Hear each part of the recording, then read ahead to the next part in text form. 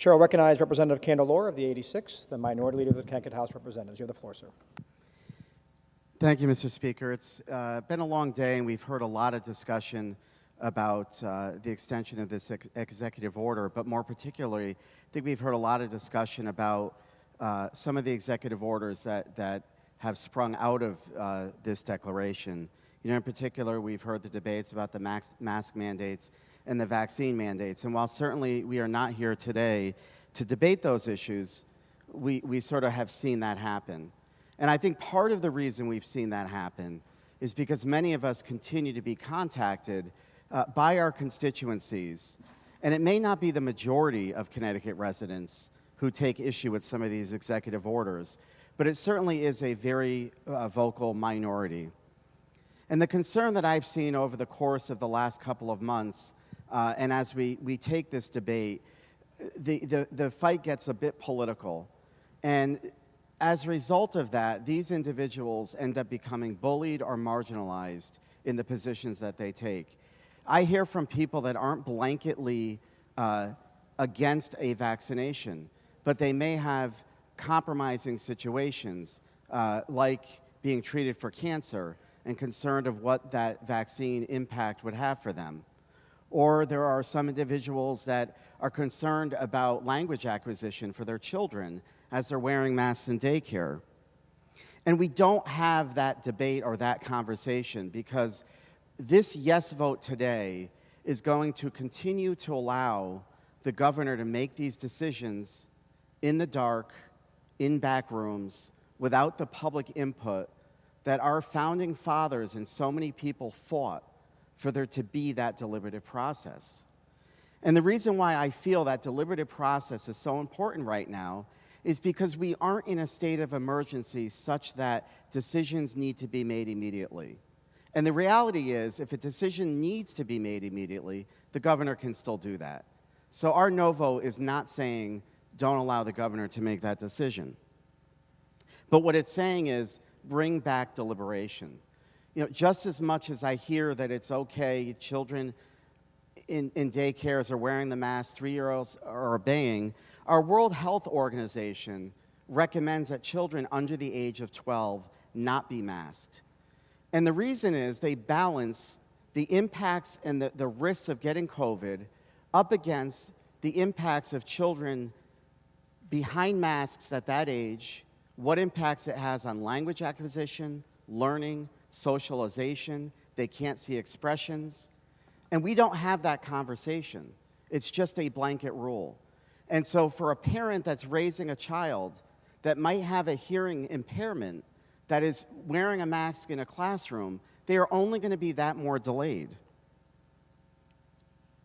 You know, additionally, Israel, for example, recognizes natural immunity. I've had a constituent who has fought cancer and she's in remission and she's a survivor. She also got COVID, and thankfully she recovered from COVID. She met with her oncologist who said, yeah, you have natural immunity. She doesn't want the vaccine because she's currently going through continued treatment for cancer. And yet the state of Connecticut doesn't have that debate. Why is Israel recognizing natural immunity, but Connecticut is not? And I would suggest our transmission rates are so low because on top of the high vaccination rate, we have a lot of people that are naturally immune. And so I was disappointed today that we don't add some level of public hearing element to the issuance of these executive orders, because I think the dialogue needs to happen. I'm now getting emails from state contractors that are very confused and concerned about how they're going to handle their employees who refuse to get vaccinated. Do they need to lay them off? Are they qualified for unemployment?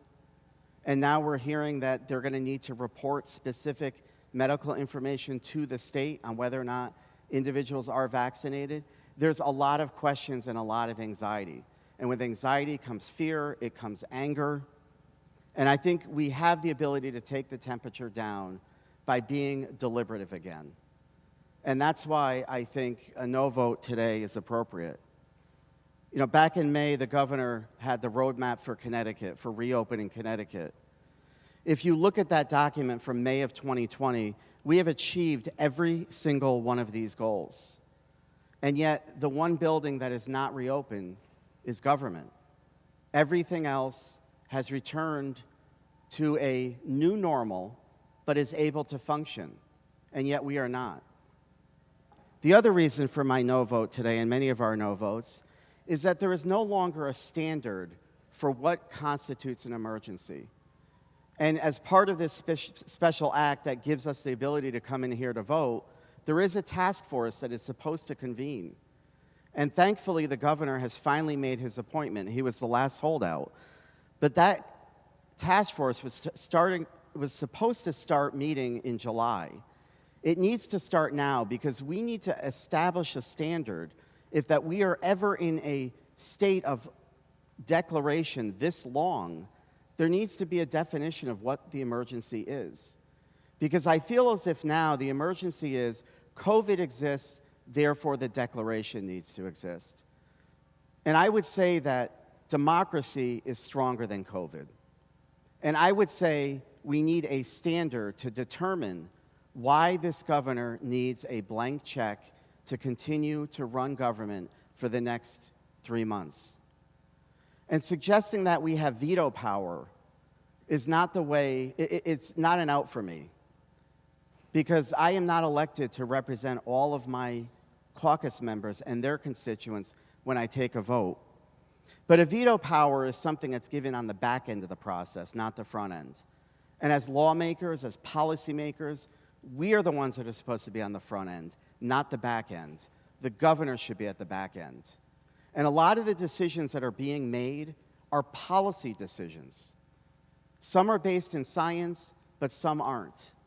But those decisions should be made in this chamber first. And I would also add that while the governor has only issued 13 executive orders, we've heard him say he needs these orders for vaccine rollout.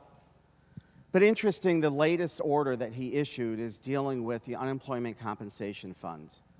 And I was a little perplexed to see that order, and after inquiring with the governor's office, realized that there was about a 5% shortfall in federal reimbursement of unemployment funds that were given to the state of Connecticut. It's about a $1.3 million hole that we are going to be filling as a result of that executive order. Now, no question, this side of the aisle would welcome that because we do think the Unemployment Compensation Fund is certainly strapped and needs our attention. But that is not necessary as part of this declaration. It's not needed in order to mitigate a virus. And so on the one hand, the governor can say, I'm being judicious, but he pointed the very problem with giving this blank check. He can do whatever he wants, make any decision he wants, and we are already seeing that occurring in the budget process that we just passed. I think many of us are frustrated in seeing what is being prioritized and what money is being released and rolled out. And this vote today is only going to perpetuate that power. And so, Mr. Speaker, I ask everybody to join me in supporting democracy over COVID and vote no. Thank you.